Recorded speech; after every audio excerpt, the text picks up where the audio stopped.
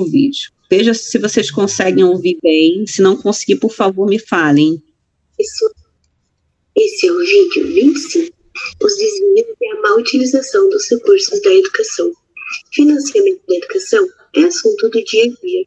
Apoio: Faculdade de Filosofia, Ciências e Letras de Ribeirão Preto, Fineduca e Campanha Nacional pelo Direito à Educação. Ficamos agora com o professor José Marcelino. Olá, hoje vamos para o nosso vídeo 25 e vamos falar dos desvios e má utilização dos recursos da educação, tema que sempre está na mídia. Me lembro uma reportagem antiga da revista Veja, eu mesmo citava e sempre aponta o Banco Mundial, uma coisa mais séria, que dizia que de cada R$ 2 gasto com educação no Brasil, um era desviado. Então, sempre aquela ideia de que o problema não é falta de dinheiro, né, mas é má utilização. Isso, na verdade, é mais uma fake news do Banco Mundial, né, tão carregado de mentiras e lorotas, né, principalmente por representantes aqui no Brasil. Para entender os desvios e má utilização, primeiro nós temos que entender quem gasta com a educação. Então, como já vimos nos outros vídeos, o grosso do dinheiro com a educação é gasto pelos estados e municípios, né? O governo federal gasta em torno de 1/4 do gasto total com a educação no Brasil, e gasta principalmente com a educação superior. Então, falando aí de um gasto total da ordem de 400 bilhões de reais, quer dizer, qualquer desvio, a gente fica atento, mas o grosso dos problemas ocorre mais no âmbito local, até porque uma parte do dinheiro federal que vai para a educação básica é gasto pelos estados e municípios, né? E aí isso sempre aparece no Fantástico, né? O desvio do dinheiro da merenda, o dinheiro para o transporte escolar, que nunca chega, né? Então, realmente, o grosso do desvio se dá lá nos estados e municípios, que é onde estão os alunos, né? Embora isso signifique que não haja desvio também federal. Lembrando que, no caso da educação superior, o dinheiro é distribuído para as universidades que têm maior autonomia. Então, na verdade, elas são unidades de despesa.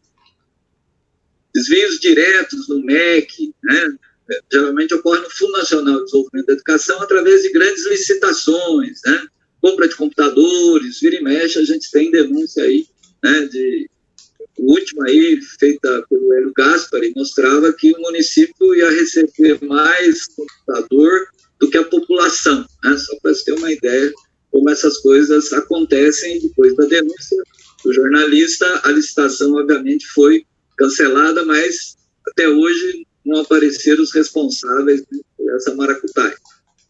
Bom, então, em que setores, né, a gente tem mais desvio? Mais uma vez, nós temos que ver onde está o grosso do dinheiro. Quer dizer, o grosso do dinheiro com a educação, ele ocorre com um gasto pessoal, né? Mas, embora represente pouco do ponto de vista do gasto total, nós estamos falando em torno de 5%, os gastos com investimento é um setor que a corrupção graça solta. O que são os gastos com investimento? Em geral, construção de escolas, reformas de escola, compra de equipamentos, né? Então, a gente sabe que isso aí é um prato cheio, né, para políticos que querem ser corrompidos, né? Em geral, isso está associado a financiamento de campanha, e as empresas que se articulam, né? Seja numa licitação de mentira, quer dizer, onde você tem empresa que vai ganhar, e as outras empresas, na verdade, são CNPJs que não entraram para ganhar, não é isso? Muitas vezes são empresas ligadas à vencedora, né, com endereço de parentes, conhecidos, laranjas, ou empresas que efetivamente são na área, mas combinam, fazem um ajuste de preço entre si, de tal forma que numa licitação ganha uma, na outra ganha outra, e assim, né, sempre, em vez do preço cair para baixo, né, o preço, na verdade, né, a gente sempre está vendo isso, a imprensa noticia com relativa frequência. por ocasião agora da Covid, né, na saúde, só para tudo mais, produtos que são, né, vendidos ao poder público por 2, 3 vezes o chamado valor de mercado, quando a ideia da licitação era exatamente baixar o preço. Bom, e na esfera do gasto com o pessoal? Em tese, essa era uma esfera que não era para ter muito problema, né? Mas aí é que reside grande parte do problema, porque é onde está o grosso do dinheiro. O primeiro dele não se trata de corrupção, se trata de uma maracutaia, né, de um arranjo contábil, que é o seguinte: muitos governadores e prefeitos, né, eles usam aquele sagrado dinheirinho da educação, os 25% que estados e municípios têm que gastar com ensino, né, para pagamento de profissionais da educação aposentados, professor aposentado, diretor aposentado. Eu mesmo tive acesso à folha de pagamento do Rio Grande do Sul uma vez, e mais da metade da folha era utilizada para pagar aposentado. E era contabilizado como ensino. Quer dizer, isso dá para imaginar o que nós estamos falando. O montante de recursos em São Paulo desvia em torno de 20%. A própria LDB tinha uma redação meio ruim sobre isso, embora seja óbvio que gasto com aposentado não é educação, é previdência, e foi preciso, né, mudar a Constituição. Então, está muito claro hoje na Constituição. Foi introduzido um parágrafo, né, com a emenda 105, né, desculpa, a emenda do Fundeb, a emenda 108 de 2020, que exatamente veta contabilizar os gastos aposentados como gastos com ensino. Então, agora é fiscalizar. Outra questão também é, muitas vezes, como nós temos mais de 2 milhões de professores, né, a folha de pagamento da educação é muito grande. Então, é fácil você colocar ali cabos eleitorais, é fácil você colocar ali profissionais que atuam em outros setores, né? Então, isso também é um problema, né? É claro que, com o avanço da questão do concurso público, essas coisas vão diminuindo, mas ainda persiste, é um cuidado que tem que ter, né? Lembrando que o Brasil são mais de 5.700 municípios, né? Municípios onde boa parte dos diretores, né, são nomeados pelo executivo. Então, nós temos ainda muitos cabides de emprego, então não é difícil você colocar aí, né, profissionais que, na verdade, não estão atuando na educação, né? Então, mas eu diria que o mais preocupante hoje, o que mais cresceu na educação, foi a questão dos contratos terceirizados. Começou pela limpeza, né, foi para alimentação, para vigilância, né? Então, cada vez mais na esfera pública da educação, não só da educação, nós temos os famosos contratos terceirizados, que são bilhões de reais, quando eu considero, né, o total do Brasil. E aí eu tenho 2 grandes problemas. Primeiro, o já citado problema, né, das licitações, quer dizer, esses contratos envolvem licitação para transporte escolar, para alimentação escolar, né, para vigilância, quer dizer, então nós estamos falando, em cada contrato desses, são alguns milhões, mesmo em municípios pequenos. Então, vocês imaginem o que se abre aí, né, para corrupção, né, para as maracutaias aí, para o famoso 10%. E tem um segundo problema também muito sério, que é a questão, né, do clientelismo político. Quer dizer, foi feito todo um esforço no Brasil, com a Constituição de 88, legislação complementar, para que os servidores públicos fossem concursados. Quer dizer, né, processos seletivos, contratação temporária, só para situações emergenciais, né? Ora, isso exatamente para barrar aquilo que era muito comum no passado, que o político indicava o professor, o diretor, né? Bom, com os processos de terceirização, você abriu, não diria nem uma porteira, uma porta, você abriu uma porteira, né, ampla para o clientelismo político, né? Aqui em Ribeirão Preto, mesmo de onde eu estou falando, isso aconteceu. A prefeita, inclusive, a ex-prefeita Darcy, foi presa. Um dos motivos foi esse, quer dizer, uma empresa prestadora para a prefeitura, que fornecia mão de obra para tudo, para a escola, para o hospital, para tudo, né? Quem indicava os funcionários? Vereadores, percebe? Então o cara vai lá na empresa e fala, ó, contrato fulano de tal, obviamente, seus cabos eleitorais, né? Então, isso, eu diria que hoje, né, é talvez um dos problemas mais sérios do ponto de vista da corrupção e do clientelismo político, são os contratos de terceirização. Sem contar que nesses contratos, quer dizer, o poder público paga muito por cada profissional contratado e o profissional, na verdade, recebe muito pouco. Então, quer dizer, você tem aí um mecanismo também, além de um mecanismo de privatização, né, como já comentamos no vídeo sobre privatização, mas você tem um mecanismo também de precarização, né? Em geral, é fácil identificar os trabalhadores terceirizados, seja numa escola, seja numa universidade, né?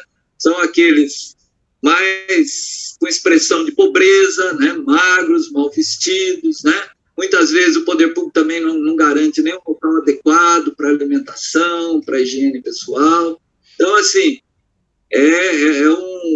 são quase que tratados como subtrabalhadores, né? Então, isso realmente a gente precisa alterar, porque, na verdade, está ocorrendo cada vez mais. E caminhando para o final, é importante discutir também a quem cabe fiscalizar, né, o uso do dinheiro. Bom, o mais conhecido são os tribunais de contas, né? Então, temos um Tribunal de Contas da União, cada estado tem o seu Tribunal de Contas, alguns estados têm um Tribunal de Contas que analisa as contas dos municípios, separado da conta do governo estadual, e 2 municípios são premiados com seus próprios tribunais de conta, que é Rio de Janeiro e São Paulo, que é uma aberração, né?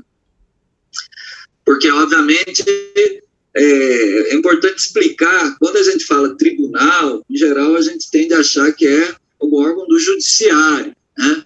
Mas não. Né? Os tribunais de conta, na verdade, eles são órgãos de assessoria do Poder Legislativo. Né? Então, o Tribunal de Contas dá um parecer sobre as contas, por exemplo, de um prefeito, mas quem, de fato, vai julgar a conta do prefeito é a Câmara de Vereadores. Quem vai julgar as contas do governo do Estado é a Assembleia Legislativa. Né? Então, o que acaba ocorrendo aí? A composição dos tribunais, né, ela é feita basicamente por critérios políticos. Então, quando eu vou analisar com os conselheiros, tanto que eles são conselheiros dos tribunais de contas, em sua maioria são políticos, né, ligados ou a deputados ou a governadores, né, que indicam esses conselheiros, né? O que tem mudado bastante, e é importante ressaltar isso, é que o corpo técnico dos tribunais, esses, de uma maneira geral, são profissionais concursados extremamente competentes. Tem uma cota também na composição. Então, pelo menos uma parcela dos conselheiros vem do quadro técnico dos tribunais de contas. Então, isso está gerando uma certa mudança, né? Outra mudança importante também é a presença do Ministério Público de Contas, que são promotores que atuam dentro dos tribunais de contas. No caso da educação, né, nós temos o Instituto Rui Barbosa, né, a Tricom, que é a Associação dos Tribunais de Contas, que tem feito um trabalho muito interessante no sentido de regulamentar a análise dos gastos com a educação. Para vocês terem uma ideia, aqui no estado de São Paulo mesmo, o Tribunal de Contas considerava que a alimentação escolar, que pela LDB não é gasto com ensino, o alimento o tribunal não considerava gasto com ensino, mas o pagamento da merendeira, né, da cozinheira, o Tribunal de Contas entendia como gasto com ensino, o que é uma aberração, acho que vocês concordam comigo. Então é um pequeno exemplo, só para ver assim, como nós temos que andar muito, né? Nesse processo também, cada vez os tribunais de contas têm trabalhado junto ao Ministério Público, e aí não é o Ministério Público de Contas, é o Ministério Público que está do lado de fora dos tribunais de contas. Então, você ganha aí um aliado importante, né? Porque além da Câmara de Vereadores, quer dizer, mesmo que uma Câmara aprove uma aberração de uma prestação de contas, o Ministério Público, se convencido, né, de que ali houve uma irregularidade, ele pode acionar na Justiça, né, o prefeito, né, os próprios vereadores, o governador, né? Então, há um problema também complicado, que mesmo os conselheiros comprometidos com o controle adequado na educação se deparam, é a falta de parâmetros, né? Então, por exemplo, município que gasta R$1.000 por mês por educação, por exemplo, o caso de Ribeirão Preto, né? São Paulo. Quer dizer, esse gasto mensal, que está bem, é o dobro da média do Brasil, né? Quer dizer, o que eu posso fazer com esse dinheiro? Percebe? Quer dizer, que salário eu posso pagar? Então, muitas vezes, os tribunais de contas, eles não têm parâmetros objetivos para avaliar se aquele gasto está sendo bem utilizado ou não. Ele tem que se debruçar sobre, obviamente, contas, né? Mas o ideal era que ele tivesse parâmetros prévios, né? Por isso que os tribunais de contas, né, a Tricom, a associação, sempre tem defendido muito o conceito de custo-aluno-qualidade. Porque o conceito de custo-aluno-qualidade, né, ele associa o gasto à presença de um determinado insumo na escola, ou seja, a presença de biblioteca, uma dada razão de alunos por turma. Então, digamos o seguinte, através do conceito de custo-aluno-qualidade inicial, que define um mínimo, diz que com aquele valor uma escola pode pagar um salário X e ter um limite de alunos por turma Y, ter todos os insumos necessários, quer dizer, aí os agentes dos tribunais de conta poderão, de fato, ter uma fiscalização muito mais eficiente, né? Isso vale aos tribunais de conta, vale para o Ministério Público e vale para outro agente importante, que são os famosos CACs, né? Os Conselhos de Acompanhamento e Controle Social do Fundeb. Então, os CACs, né, eles têm uma composição ampla, né, com representantes dos professores, dos pais, dos estudantes, né, dos diretores de escola, e tem um poder forte de analisar, por exemplo, a folha de pagamento, que, como eu disse, é um lugar fácil de fazer desvios. Mas tem um problema, tem dois problemas, na verdade. Os conselhos de acompanhamento e controle social do Fundeb. O primeiro é que eles não têm uma equipe técnica para analisar as contas, né? Eles dependem do executivo, de técnicos do executivo para ajudar na análise das contas, porque eles não são especialistas, eles não são contadores. Ora, mas o executivo que vai dar suporte para esses conselhos é exatamente o mesmo executivo que é fiscalizado por esses conselhos. Então, obviamente, não há interesse nenhum em dotar esses conselhos de uma estrutura que, de fato, permita que eles exerçam a sua função. Então, esse é o primeiro problema grave, né? Eu precisaria, na legislação, garantir que os conselhos tivessem uma equipe própria. E a segunda questão é que esses conselhos, eles só analisam o recurso do Fundeb. E o Fundeb, como todos sabem, não é o gasto total com a educação, certo? Então, o que um prefeito mal-intencionado, um governador mal-intencionado? Ele pode fazer as maracutaias com recursos além do Fundeb, né, como nós já mostramos, né? Você tem o dinheiro do Fundeb, aí tem 5% da cesta do Fundeb, que não é Fundeb, e tem os 25% da receita própria.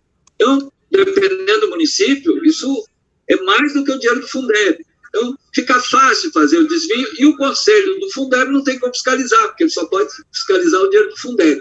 Em tese, quem deveria fiscalizar isso seria o Conselho Municipal de Educação, mas os Conselhos Municipais de Educação, em geral, têm problemas de estrutura e mesmo de atribuição mais fracos do que os Conselhos do Fundeb, por uma razão simples: não há uma lei federal sobre os Conselhos de Educação. Então, cada município, cada governo estadual tem a sua legislação. Então, né, aqui em Ribeirão mesmo, eles acabaram com um conselho, que era um conselho mais independente, e criaram um conselho chapa branca, né, que só diz amém para o executivo.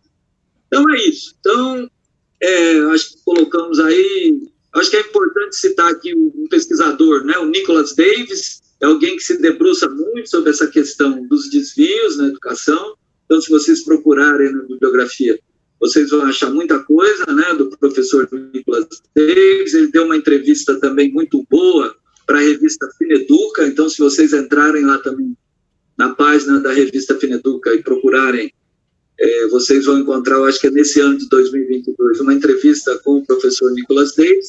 E ele sempre tem publicado em diferentes revistas, periódicos, artigos onde ele analisa o papel dos tribunais de conta, e aí ele mostra quais são, né, os desvios e as maracutaias mais comuns.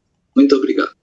Esse vídeo foi escrito, produzido e editado por Natália Stephanie da Silva e José Marcelino de Rezende Pinto, coordenador do projeto. Apoio Faculdade de Filosofia, Ciências e Letras de Ribeirão Preto, Fineduca e Campanha Nacional pelo Direito à Educação.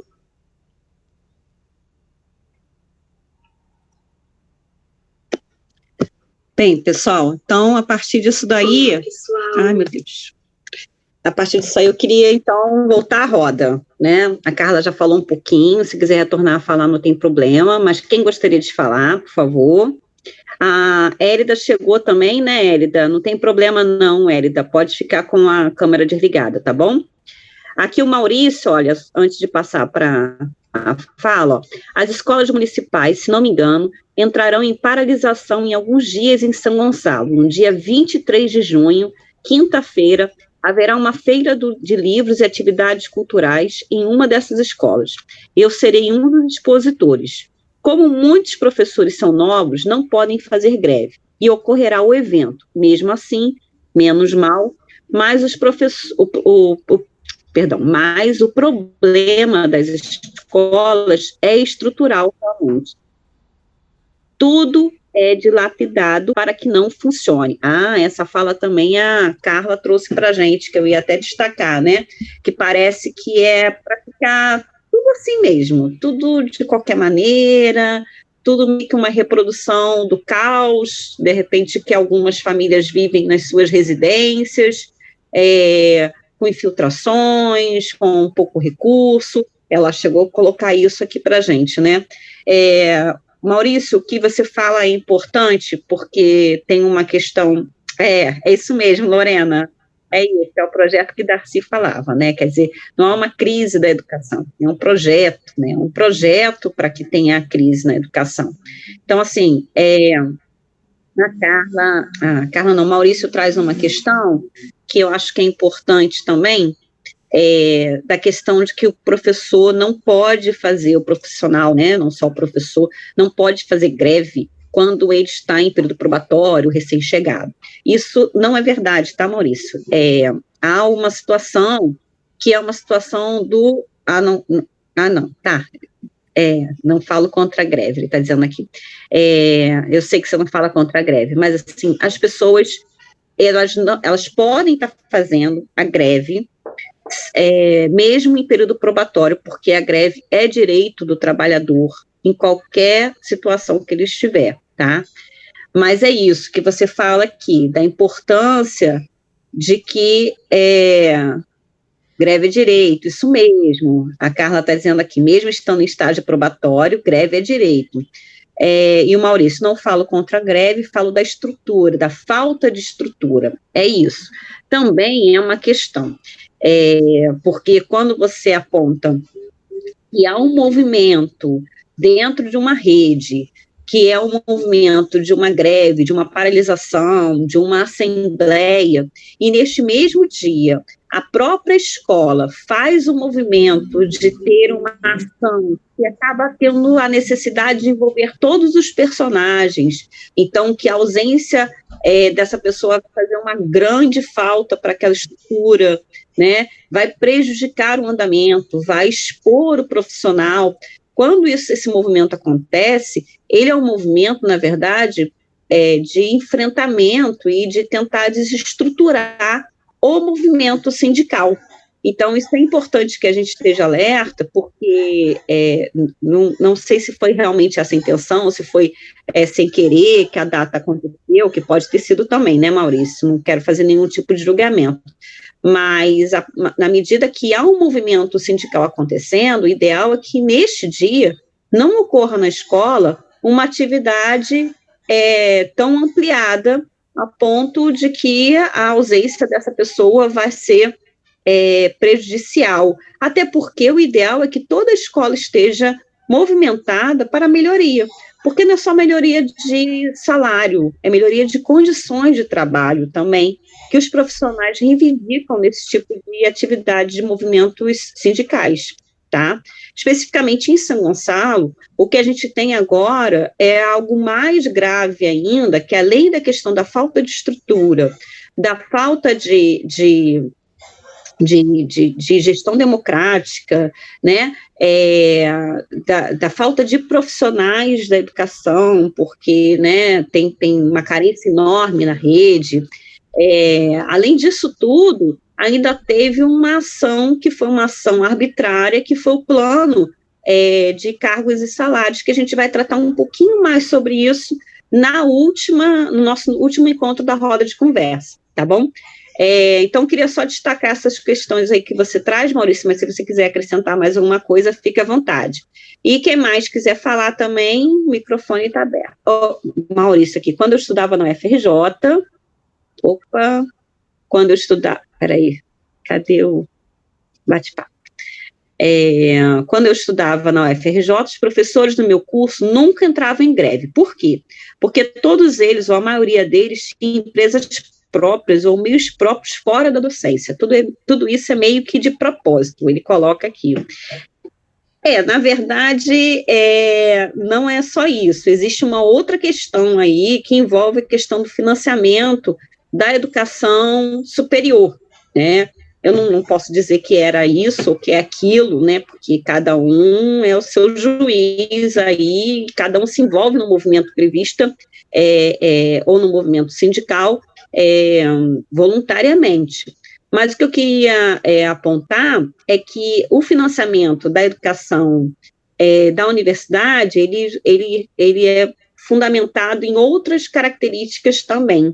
E a avaliação é algo que é importante para essas instituições. Então, porque a avaliação positiva ou avaliação boa traz mais recursos para a instituição, tá? Isso acontece também nas escolas, por exemplo, que recebem nova escola, né? Agora, por exemplo, no Estado, que inclusive está pagando retroativo aos aposentados, as pessoas que ficaram sem receber uma nova escola.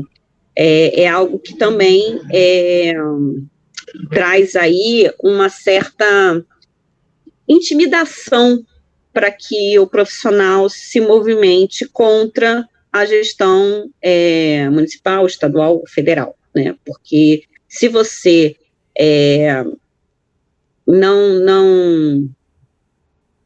se você acata um movimento, por exemplo, sindical, você acaba indo contra a gestão municipal e, com isso, a sua avaliação também perde pontos, vamos dizer assim. É o que está acontecendo, por exemplo, com a proposta do plano agora. Vamos lá, não quero ficar falando sozinha, não. Gostaria de ouvir você, por favor. Quem quer falar?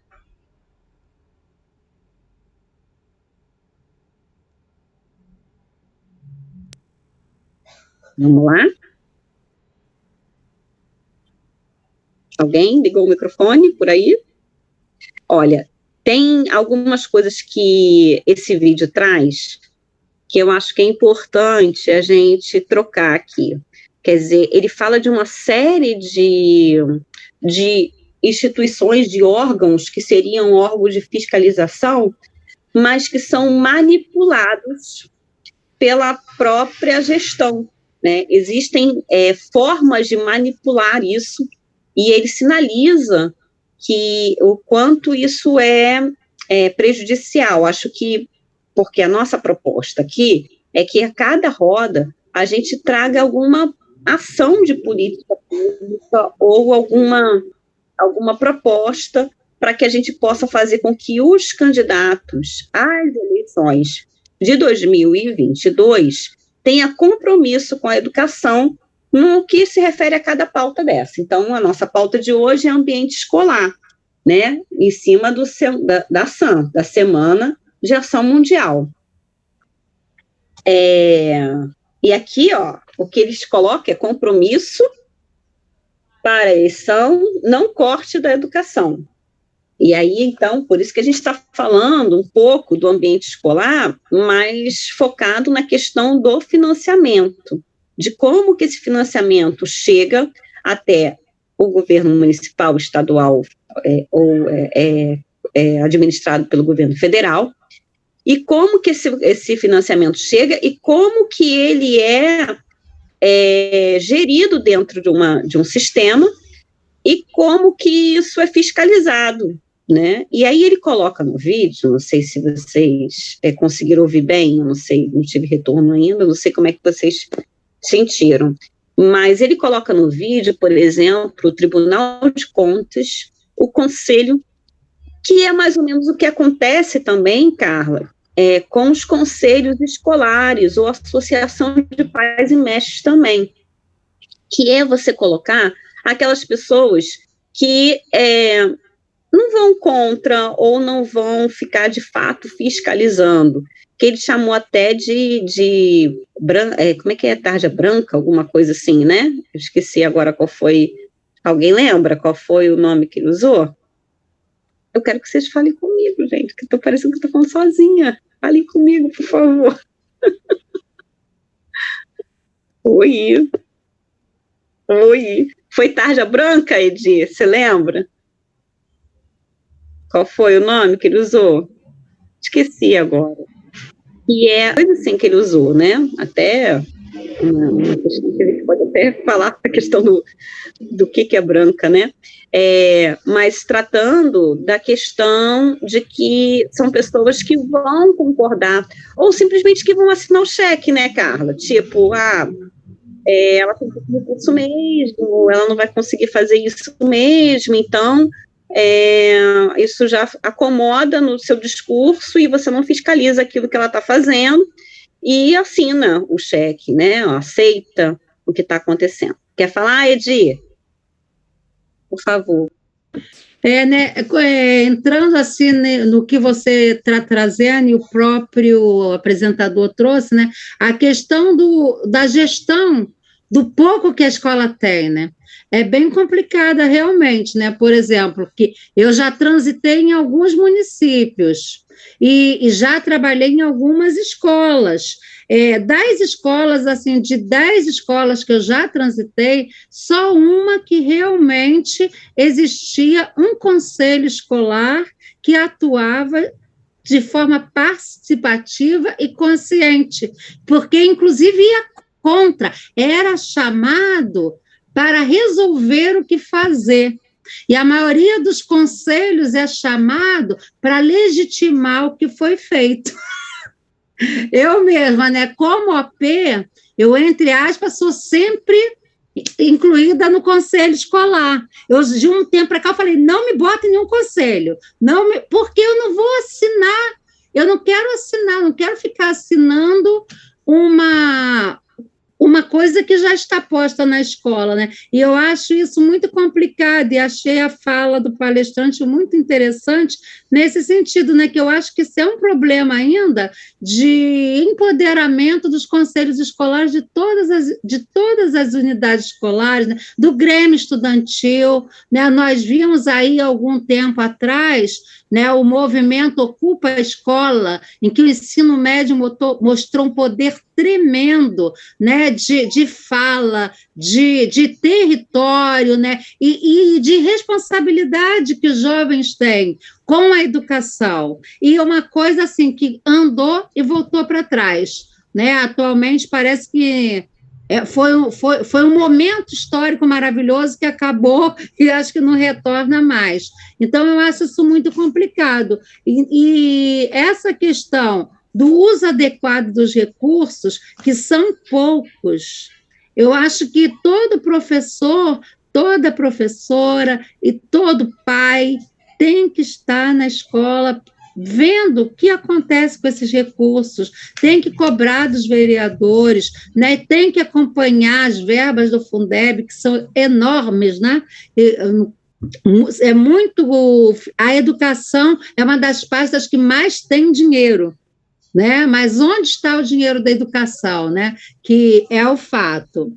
Aí eu queria trazer essa fala nesse sentido e queria, num outro sentido também, trazer o próprio tema dessa semana de discussão de educação, que é o ambiente escolar. O que isso tudo, o que essa falta de estrutura traz de dano psicológico ao professor, aos alunos, né? Porque a gente está tanto o professor sente falta de melhores meios para trabalhar, quanto o aluno sente falta de ser mais atendido, melhor atendido. Aí a gente já vai para a questão, né, que o professor tem vários empregos, a acumulação. Por quê? Porque o salário dele não basta, né? Então fica toda essa precarização da educação que torna assim uma coisa que o ambiente escolar produz a doença de Burnout, né, que já é famosa, né, entre os professores, e as crianças também. As crianças terminam que não querem ir para a escola, né, e tem esse funil que você chega a 100 alunos no primeiro ano, e lá no ensino médio, desses 100, você tem 10 alunos. Então, é uma situação desse ambiente escolar que envolve estrutura e envolve essa interação de pessoas muito complicada. Isso que eu queria falar. Importante. Quem mais que gostaria de falar, gente? Sobre isso. A gente aqui o Maurício falando aqui, ó. Justamente precarização, tudo no ambiente de ensino, seja no médio, no fundamental ou superior, certo? Precarização. A gente aqui nas rodas de conversa, a gente vai falar muito de financiamento, né? Porque a campanha nacional pelo direito de educação, essa semana, que é a Federação Mundial, ela trata muito da questão do financiamento, da Meta 20, por quê? Porque sem dinheiro não dá para fazer as coisas, né, gente? Ninguém faz nada sem dinheiro nessa sociedade que a gente vive, nessa construção que a gente vive atualmente.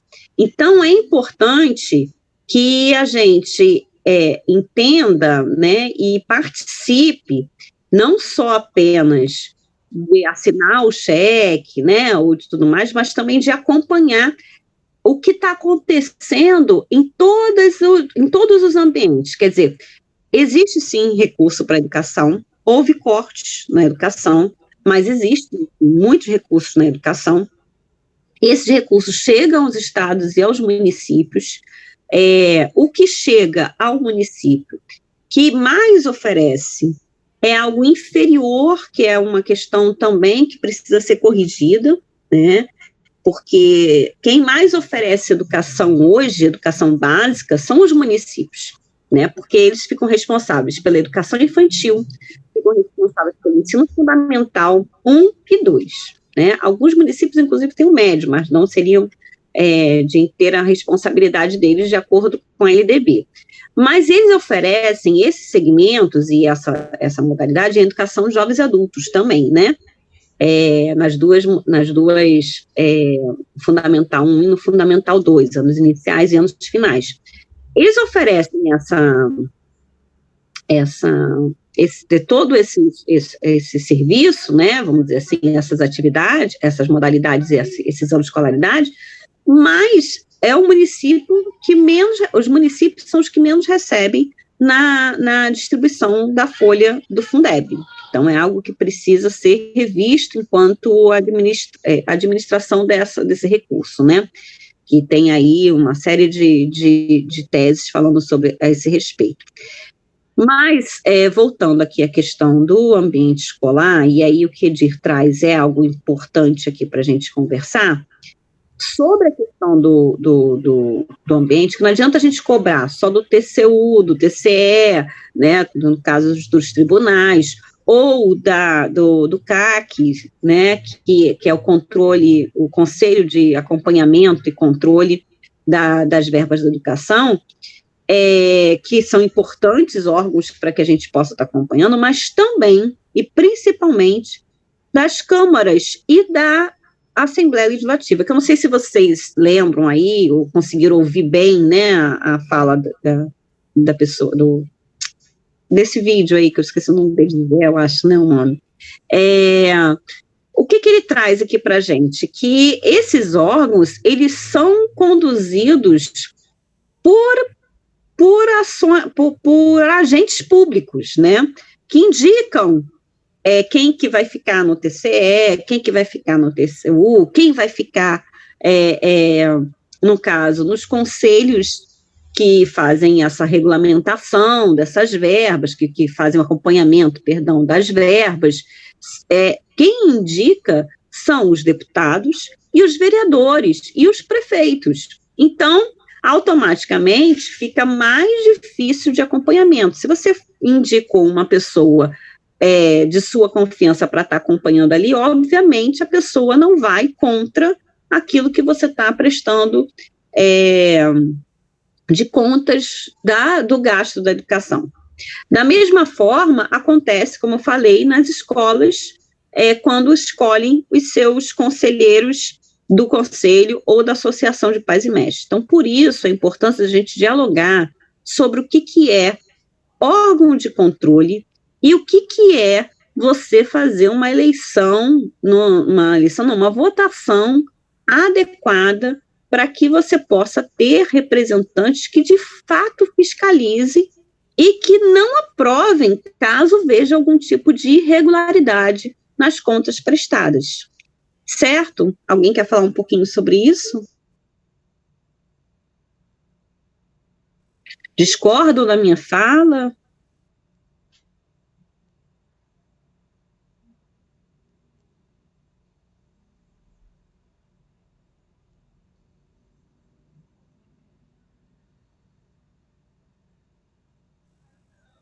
Não? Mais alguma coisa para acrescentar? Vamos para a proposta, então, da noite? Para poder a gente, então, efetivar a nossa roda de conversa. O que vocês acham que a gente pode fazer enquanto ações coletivas, no coletivo Ela, ou ação para a proposta da Semana de Ação Mundial, para que a gente possa estar fazendo com que os novos agentes públicos eleitos possam estar se comprometendo com a pauta da educação que se refere a ambiente escolar.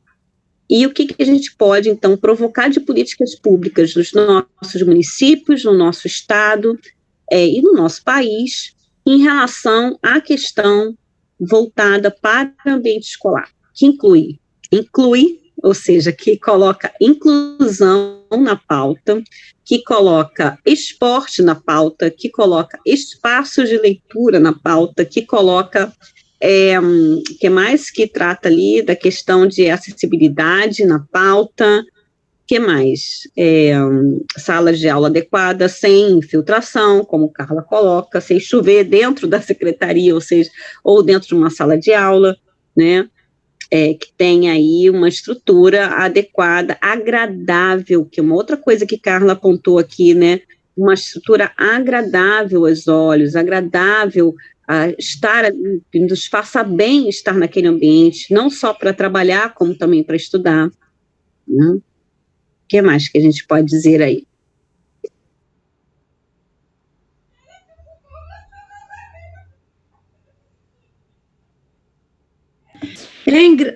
Graciane, colegas, demais participantes, eu fico aqui pensando, né, na garantia dos direitos, porque o Brasil em si é um país engraçado, né? Você vê a polêmica das máscaras do Covid, né?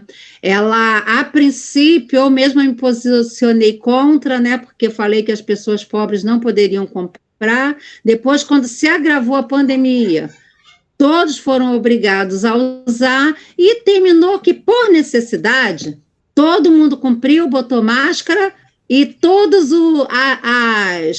as instituições cobraram dos cidadãos, menos o nosso presidente, né? Ainda tem que lembrar do presidente, que todos usavam, fora ele, todo mundo usou máscara porque se tornou obrigatório. Outra coisa também, as leis de trânsito também, elas são garantidas de certa forma, né? Porque você é multado, você paga, então quando tinha a lei de farol aceso, você era obrigado a ligar o farol. Agora, na educação, não. Você vê aqui quando ele fala existência de espaço, ele bota biblioteca, laboratório, espaço para prática de esportes.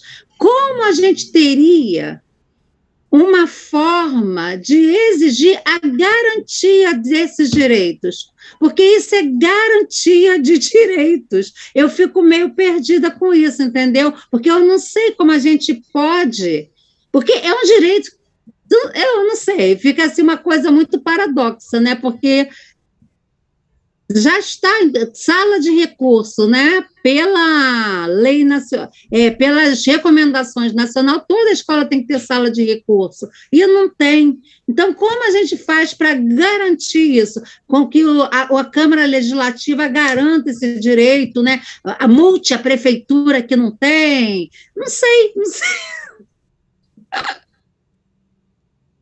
É uma proposição, né, que haja aí multa para aquela prefeitura que não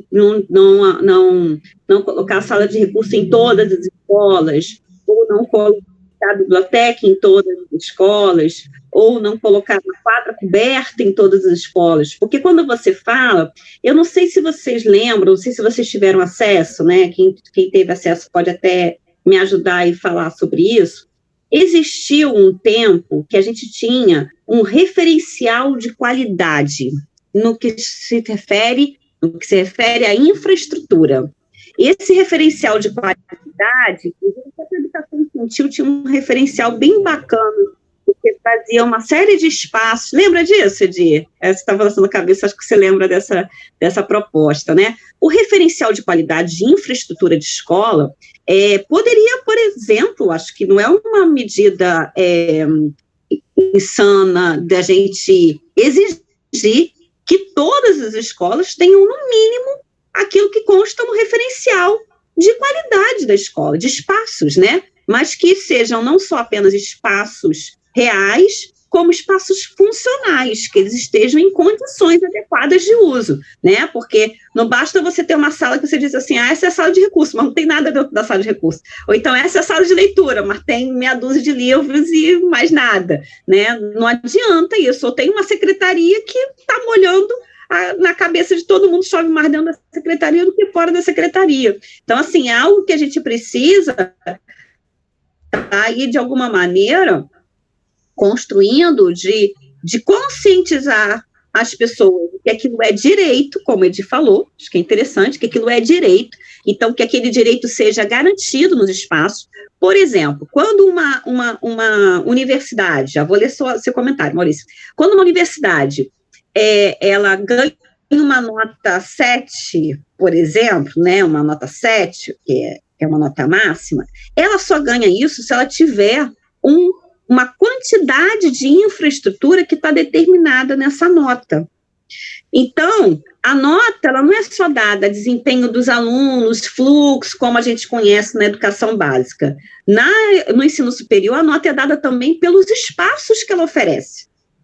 Por que isso não acontece na educação básica, né? Todas as escolas precisam estar equipadas adequadamente para que ela possa ter uma nota legal, para que ela possa receber, de repente, mais recurso, ou que ela possa estar bem colocada, né, na sociedade e tudo mais. E aí isso poderia estimular a questão ou então até a multa mesmo, como o Edir colocou.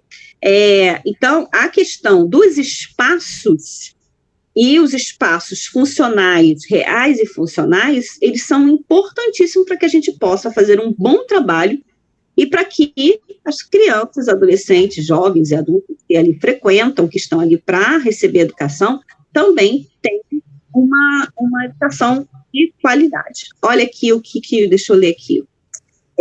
Maurício, educação, saúde e segurança são direitos, mas que só funcionam para quem pode comprar além do serviço público. O imposto que o cidadão paga em produtos no Brasil é o mais caro do mundo, no entanto, os serviços não são oferecidos a contento. Aí, eu vou voltar um pouquinho ao vídeo, que eu acho que ele trouxe algumas questões, algumas pistas aqui para a gente pensar, que ele falou um pouco da questão da corrupção, né, Edir? Quer falar? Pode falar. Vai sair? Tá. Não, só desliguei um pouquinho. Tá bom.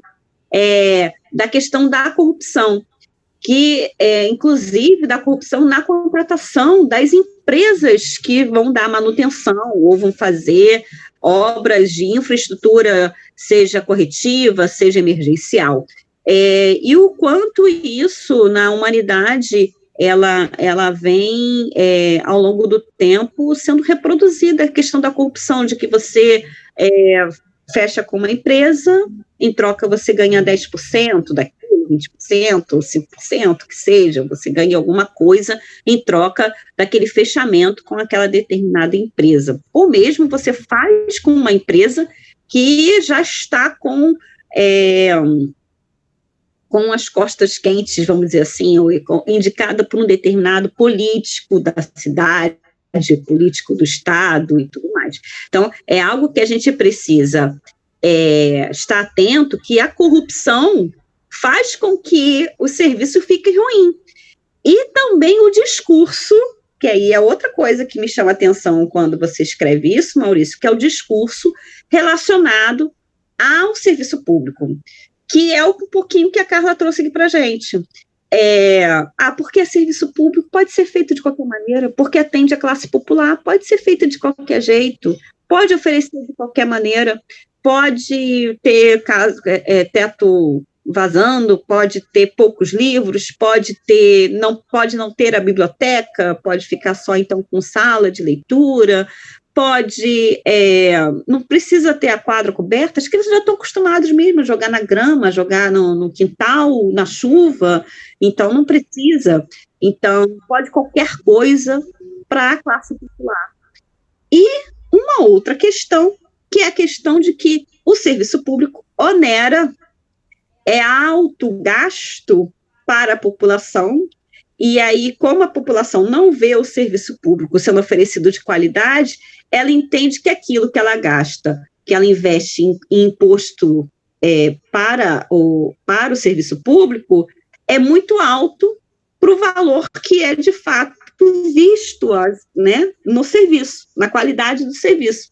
E aí você vê, então, com um discurso que tem sido muito forte, infelizmente, na nossa sociedade, que é o discurso relacionado a que o serviço público precisa ser menor possível, precisa atender o mínimo possível da população, porque a população precisa ter dinheiro para pagar o privado.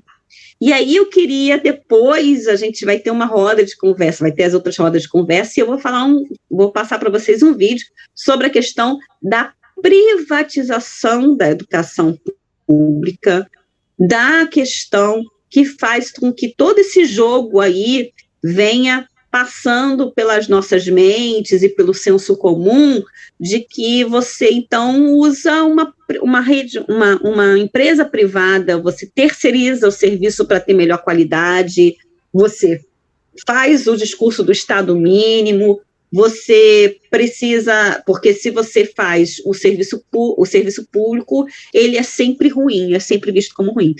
Vou destacar uma outra coisa na fala do vídeo, é que ele fala dos tribunais de contas, e ele destaca que, apesar de ter muita indicação, existem alguns servidores públicos concursados dentro dos tribunais que fazem parte da equipe técnica, não sei se vocês lembram dessa fala dele, né?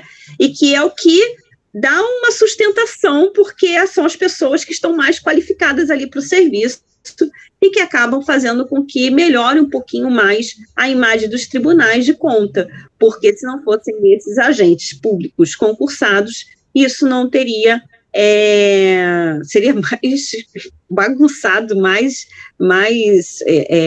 corrupto, né, toda a ação. O Maurício destaca aqui, tudo que é público é pago por imposto, porcentagem alta nos preços dos produtos. O governo é praticamente sócio de todas as empresas e não dá o retorno. A desculpa é essa, é verdade, que o governo tem que ser Estado mínimo.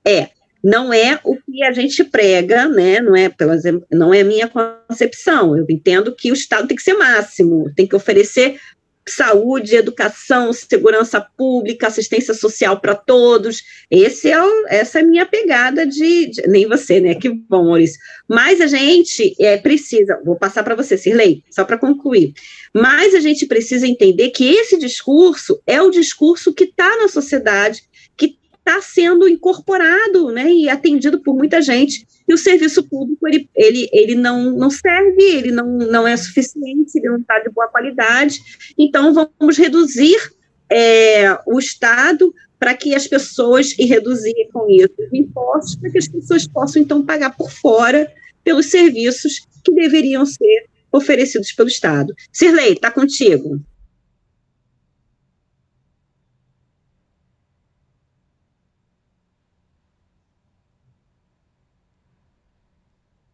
Cirlei caiu, será? Ela levantou a mãozinha. Fala, minha amiga. Voltei. Vocês estão me ouvindo? Tudo bem. Está me ouvindo? Tudo bem, pode falar. Sim. Então, primeiro eu gostaria de dizer do prazer de estar com vocês hoje, né, em plena segunda-feira, a gente cansado já de um final de semestre, já encaminhando para o recesso, e de estar conversando com vocês sobre isso. A Carla, ela trouxe algo que me tocou profundamente, quando ela diz que a escola tratada como se não pudesse ser aquele lugar de encantamento, né? É uma fala que traz muito dessa nossa angústia de ver o espaço público sendo dilapidado mesmo. E, ao mesmo tempo, a Carla traz para a gente que a diretora dela, ela agora tem uma certa autorização para fazer parcerias com instituições privadas para poder dar conta das atividades que seriam do gestor público cuidar, né? Então, me preocupa sobremaneira a questão da desresponsabilização do gestor público em relação à manutenção das escolas, à qualidade do que está sendo colocado lá como material de trabalho, e todas as outras questões. Então, quando você traz a pergunta sobre quem fiscaliza e sobre como esses agentes e esses conselheiros, eles lidam com essa questão, eu me pergunto muito sobre a lei de responsabilidade educacional. Creio que a gente podia recolocar em debate essa lei, mas estritamente vinculada à lei de improbidade administrativa. Porque se é um direito, como foi colocado muito bem pela Edir, e se esse direito já está garantido constitucionalmente, só há que se discutir por que ele não é executado, ou por que ele é executado de forma errada. Na saúde, existem mecanismos que foram criados com a regionalização dos serviços. Existem mecanismos que são aqueles que você classifica uma área, um serviço como ele atingiu plenamente a capacidade de equiparar basicamente os serviços, então ele já pode passar para a gestão semiplena ou para a gestão plena. Então ele é classificado o nível da gestão do município, de acordo com aquilo que ele oferece de serviços. E ele não avança em relação a obter recursos enquanto ele não supera determinadas etapas. Então, eu creio que a gente pode depois se estruturar e estudar melhor a Meta 20, a PEC, que limita os recursos, os gastos, porque essa estrutura é uma estrutura profundamente corrompida. Profundamente, e isso é muito sério. Não é que não existam recursos para que a escola onde a Carla trabalha seja um espaço de encantamento. Esses recursos existem e eles são utilizados para outros fins que não da educação. E entra gestor, sai gestor, e tudo isso se transforma numa bola de neve. Eu trabalho numa escola que é uma das escolas de maior metro quadrado da rede estadual. Dá para ser uma escola modelo e funciona num prédio que funcionava a escola suíço-brasileira. Só por aí você imagina a estrutura que tem essa escola. Hoje, a escola tem 300 alunos frequentando. E tem um prédio anexo onde não frequenta nenhum aluno, e que existe uma proposta de se gastar quase 2 milhões para fazer a reforma desse prédio, sendo que a escola em si, ela tem gradativamente, ano após ano, perdido aluno. E com a introdução do ensino médio integral, essa evasão se tornou ainda maior, porque a escola se localiza dentro de um bairro onde as pessoas que precisam trabalhar, então elas não podem ficar no horário integral na escola. Os alunos têm procurado outras escolas do bairro adjacente. O que eu quero trazer com isso? Eu quero trazer o uso inadequado do recurso para uma escola que tem uma estrutura razoável, comparando-se com outras escolas da rede que sequer banheiro possuem. Então, você vai destinar 3 milhões para reformar, 3 milhões para reformar um prédio, onde não vai ter a frequência de alunos considerada para isso, e você tem outras escolas que não têm uma quadra coberta. Eu tenho 4 quadras.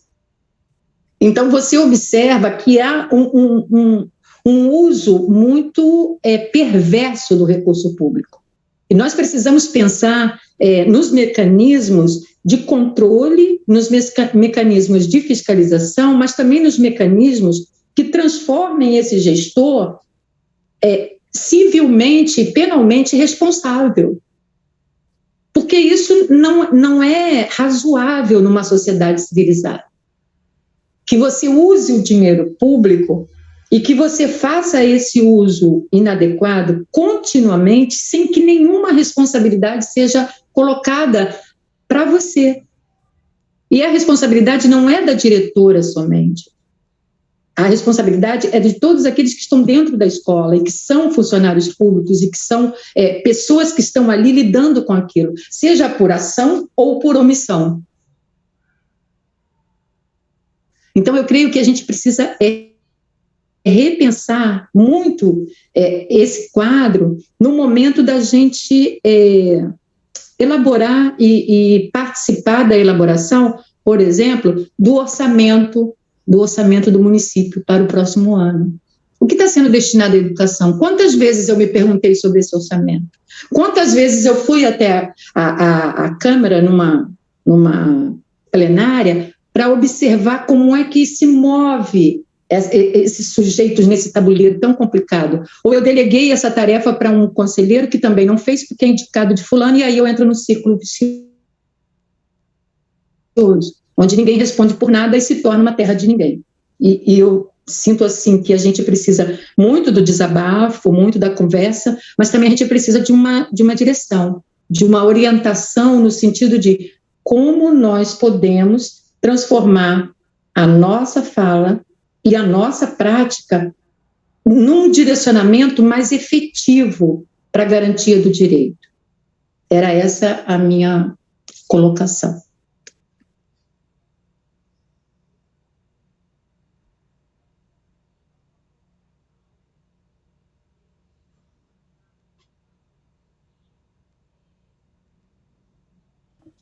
A gente não te ouve, Graciane.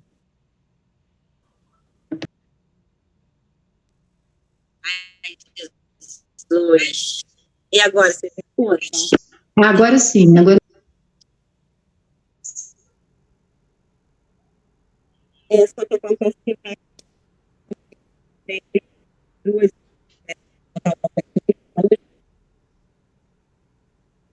Pronto, estão me ouvindo? Beleza. Então, eu vou ver daqui, vocês aqui no computador agora. Então, a provocação, o que você traz, Shirley, é exatamente isso, né? Que é a nossa provocação de hoje, né? Como que nós, agentes públicos, agentes cidadãos, cidadã, como que a gente pode atuar neste cenário como responsáveis por isso, para poder cobrar que essas ações, de fato, estejam acontecendo na ponta, que estejam acontecendo para a oferta dos nossos alunos, filhos, netos, né, sobrinhos, seja lá, né, quem são nosso futuro, né? Essas crianças, presente e futuro ao mesmo tempo. Então, é isso que a gente precisa fazer hoje aqui, né? Esse é o nosso dever de hoje. O que você, Sirlei, na verdade, você traz alguns apontamentos importantes aí que eu queria que você continuasse aí mais ou menos nessa linha de raciocínio para a gente poder fechar a nossa roda de hoje, no sentido de quais são as proposições que a gente vai provocar nos legislativos das cidades e nos candidatos, né, que vão vir, do que ele tem que se comprometer. Ele tem que se comprometer com o quê?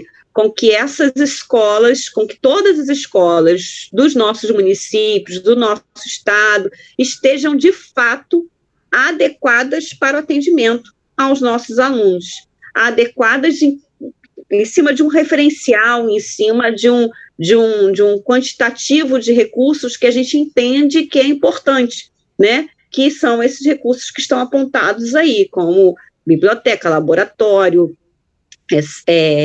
salas acessíveis, nada caindo no nosso teto, banheiros adequados, e o uso do recurso, né?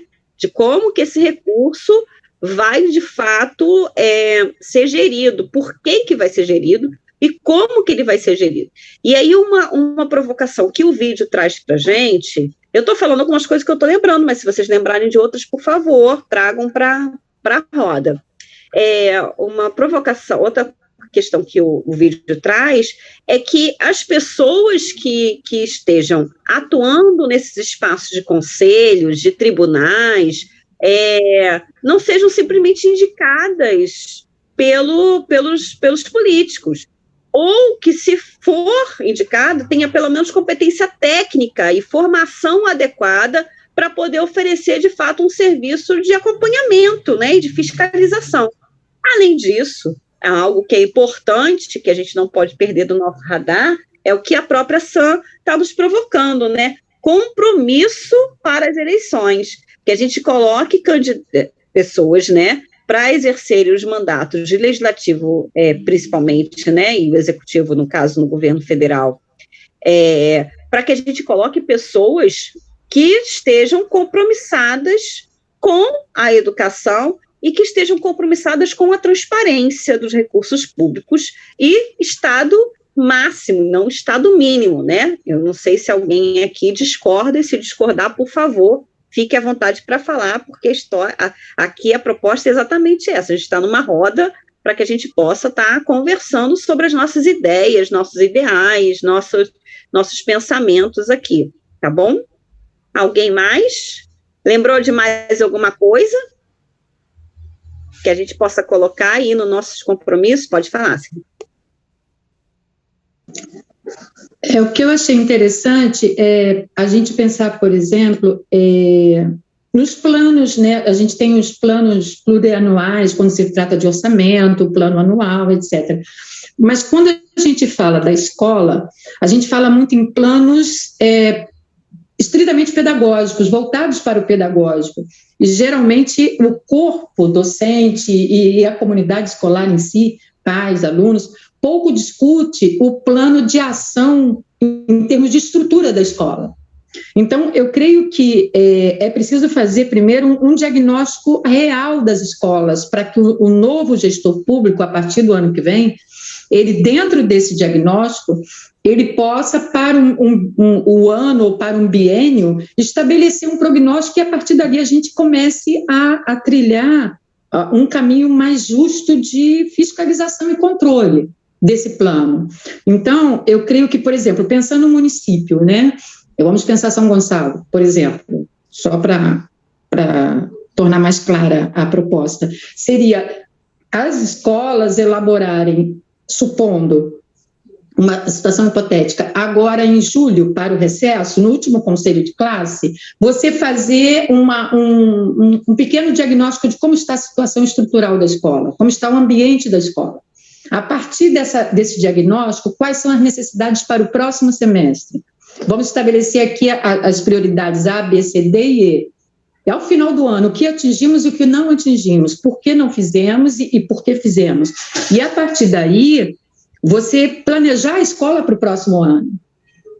Essa é uma ação mínima de planejamento, que a gente pode chamar de planejamento estratégico na educação, mas de planejamento que indique os sujeitos da ação, quais as ações e quais as prioridades a serem definidas por esses sujeitos.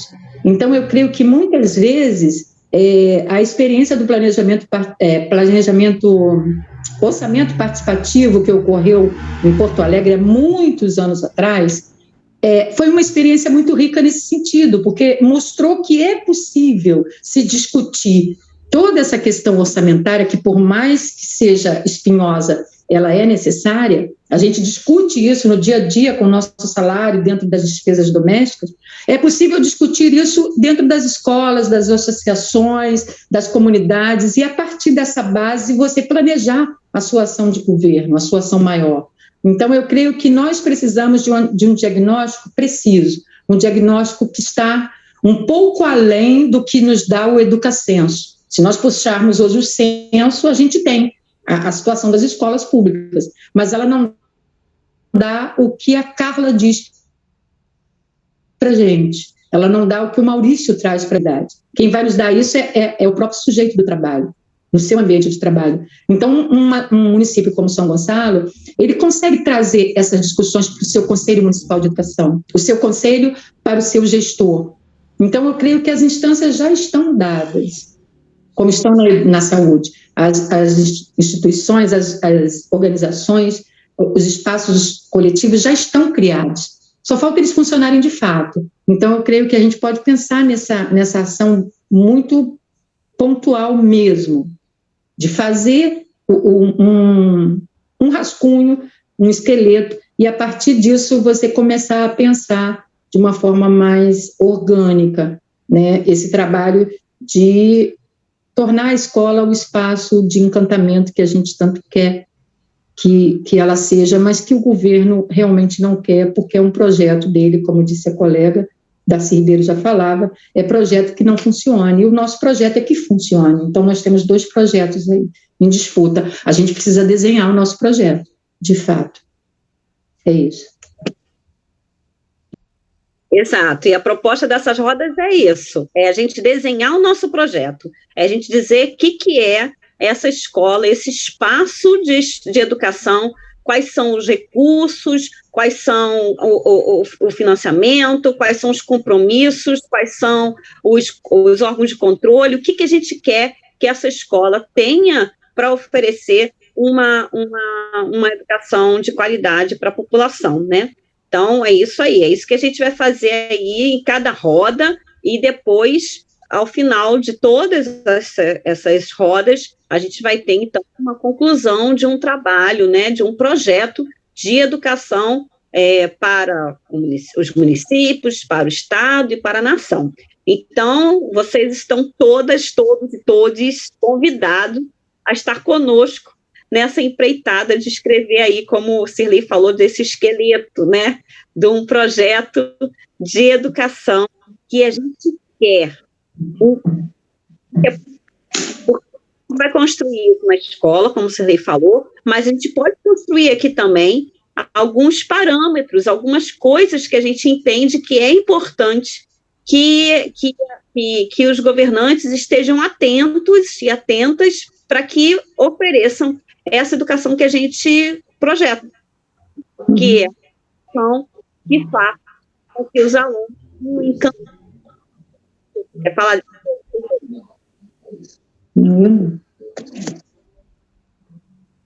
Pode falar. Não, eu... E aí? Bem, a gente tem aqui com a gente Ana Lúcia Alves, Luciano, Lorena que falou do projeto, né, do Darcy Ribeiro. A gente tem também a Carla, o Davis, a Fernanda e o Rafael. Alguém mais gostaria de colaborar? Vocês topam estar conosco aí nessa empreitada da Semana de Ação Mundial em função da questão desse projeto de educação, de estadual, municipal e de nação? Quer falar, Edi? Pode falar. Não, eu ia justamente falar sobre os colegas que estão presentes hoje, né? Falar que amanhã, a roda de amanhã é de avaliação de desempenho, né? aguardamos todos vocês nessa roda, e também queria até falar e pedir permissão, se alguém tem alguma coisa contra, que nós somos parte do coletivo Ela, né, que é um coletivo que trabalha em prol também do direito à educação e também tem uma ação social ampla. E nós estamos pensando em transformar essas rodas de conversa em artigos para um jornal eletrônico. Aí eu estou avisando que se alguém tiver alguma coisa, né? A fala do Maurício, por exemplo, está muito interessante, né? Se o Maurício permite que a gente use a fala, né? Que é por aí o pensamento coletivo, né?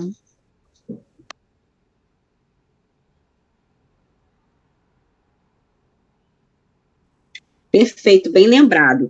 E a proposta, como ele falou, além do jornal, que é o jornal daqui, né, que é o jornal que a gente escreve a coluna, também outros espaços de outros eventos, de eventos acadêmicos ou não, que a gente possa estar aproveitando aí essas rodas de conversa com uma construção coletiva mesmo, né? Então, o Maurício já disse que sim, que permite. Espera aí, teve mais gente que falou aqui pelo chat, né, gente?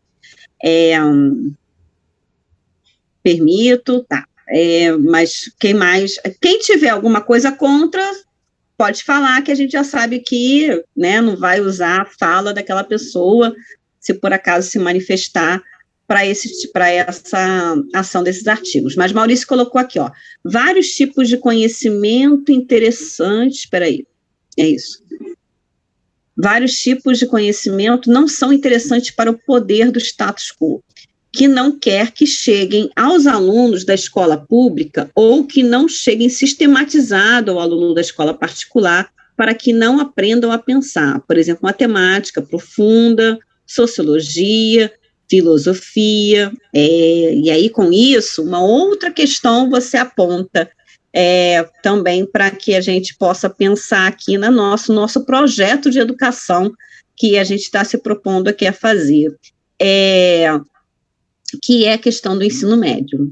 O ensino médio e as escolas cívico-militares também, que é outra coisa que a gente pode estar abordando.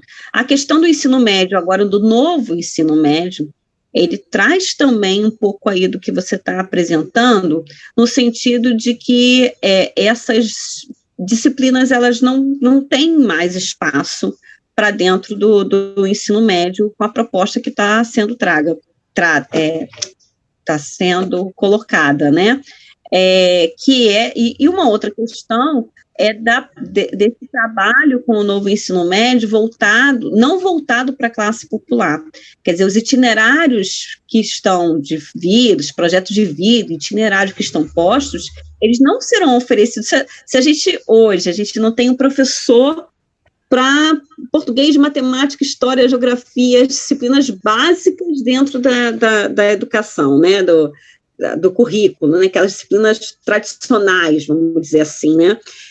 Vocês imaginam a gente ter esses outros itinerários profissionais suficientes para esses outros itinerários. Uma outra questão grave do ensino médio, que eu acho que é importante destacar, é esse notório saber, né, permitir que uma pessoa que não tenha formação adequada para atuar na educação, né, a formação acadêmica, ela esteja atuando com esses trabalhos de projeto de vida e itinerário da educação. Isso também é uma proposta que precariza a educação. É isso mesmo, Maurício, nem o básico ocorre, né?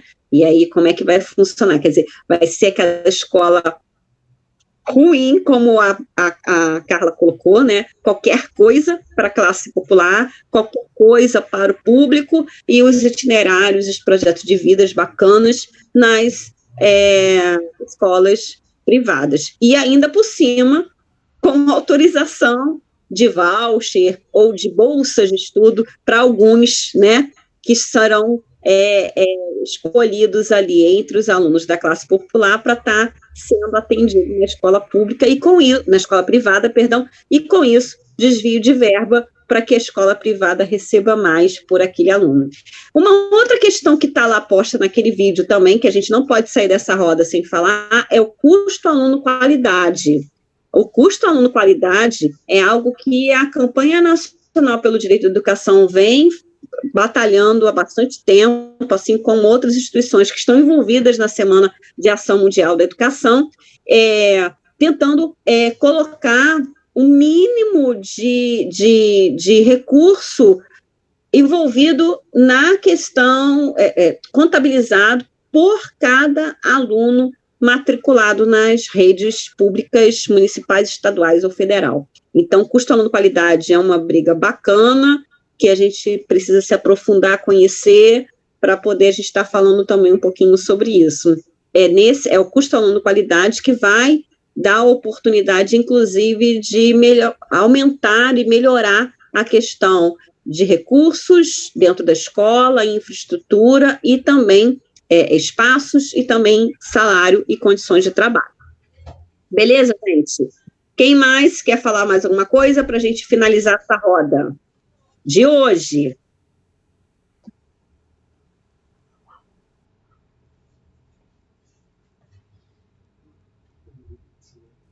Olha, eu espero que amanhã vocês estejam mais animados, animadas e animadas para falar aqui com a gente, tá bom? Vamos, então, eu mandei no e-mail, a gente mandou o manual da ação. Então, dentro lá do e-mail que vocês receberam, com o link da sala de hoje, da nossa roda de conversa de hoje, vocês estão recebendo também esse manual aqui, que para mim está impresso, mas que para vocês está no formato digital. Então, eu indico, né, que vocês passem o olho, né, vejam mais ou menos o que a gente está se propondo aqui a fazer, vejam que o manual traz de informações importantes para que a gente amanhã, durante a roda, a gente possa estar conversando mais e vocês possam estar trazendo mais colaborações aí para esse projeto, como o Sirlei chamou, esse projeto de educação que a gente vai lançar aqui a partir dessas rodas de conversa da Semana de Ação Mundial, tá bom? Beleza? Então, Edith já chamou para amanhã, né? Amanhã às 20 horas, a gente, né, amanhã, se não atrasar. David, liga seu microfone, por favor. A gente promete não atrasar, para que a gente possa estar aí aproveitando bastante a nossa roda. Tá bom? Beleza? Então, gente, ó, um abraço. É dever de casa, hein? Dá uma olhadinha no material do manual e para a gente poder amanhã estar conversando aqui, tá? Um abraço grande. Obrigada por vocês estarem aqui nessa noite. Tchau, tchau, gente. Mesmo horário amanhã, sim, às 20 horas. Amanhã a gente vai estar com esse computador funcionando direito. Tá bom? Valeu, Rafael. Valeu, gente. Um abraço grande. Uma boa noite para vocês. Até breve. Até amanhã. Tchau, Sirlei. Obrigadão. Tchau, obrigada a vocês. Tchau.